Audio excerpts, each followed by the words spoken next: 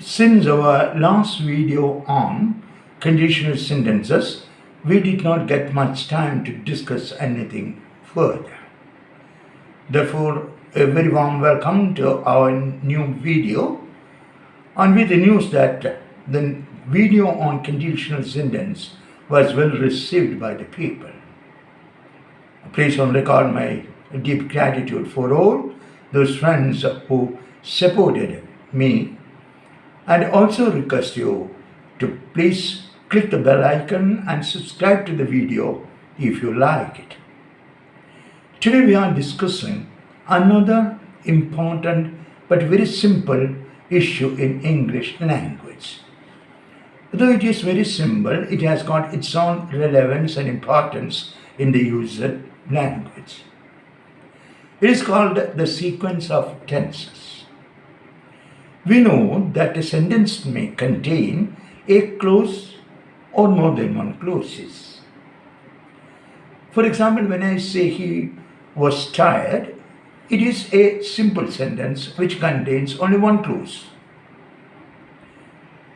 A clause is a group of words with a subject and predicate which forms part of a larger sentence. So, he is tired or he was tired is a simple sentence. It contains a subject and verb and it can express its ideas fully. Suppose I say he was tired and he fell asleep. There are two clauses. He was tired and he fell asleep. And these two clauses, that is, he was tired, he fell asleep, are main clauses. A clause which can stand alone is called a main clause.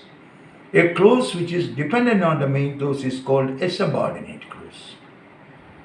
So here these two sentences are, or these two clauses are joined together by a coordinating conjunction. And he was tired and he fell asleep, therefore it is a compound sentence.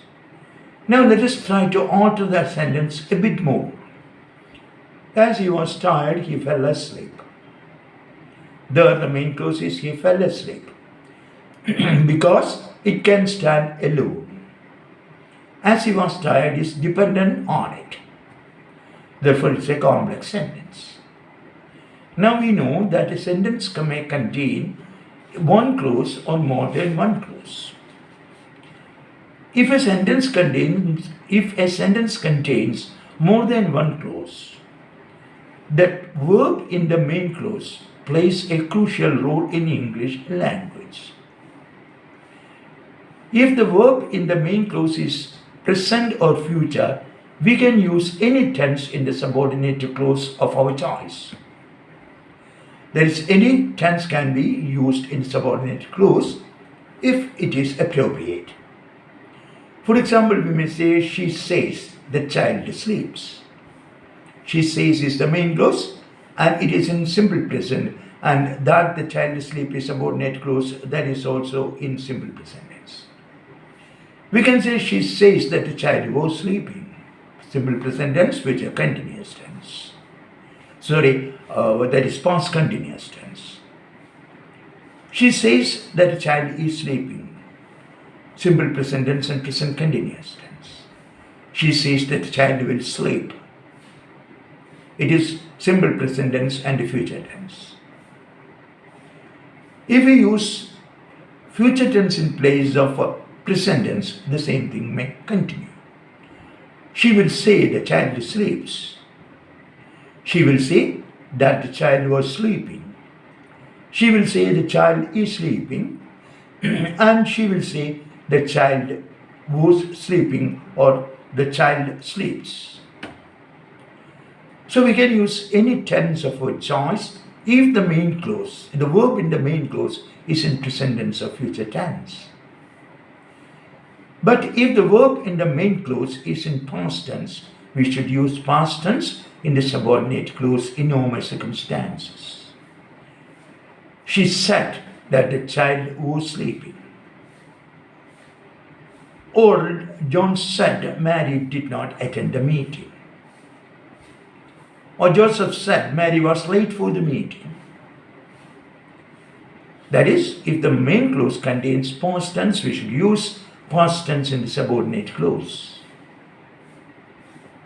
But there are certain exceptions to it. If the subordinate clause contains a universal truth or a historical fact, we need not make any change to the subordinate tense in the subordinate clause. For example, teacher said, past tense, the sun rises in the east, simple present. It is right because it is a universal truth that is expressed through the subordinate clause. He said that India became independent in 1947. That is a past tense and it is past tense. He says that India became independent in 1947, present tense and past tense.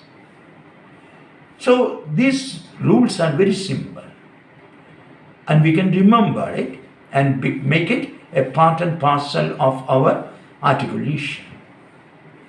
So please do it and please be careful and thank you very much for your cooperation.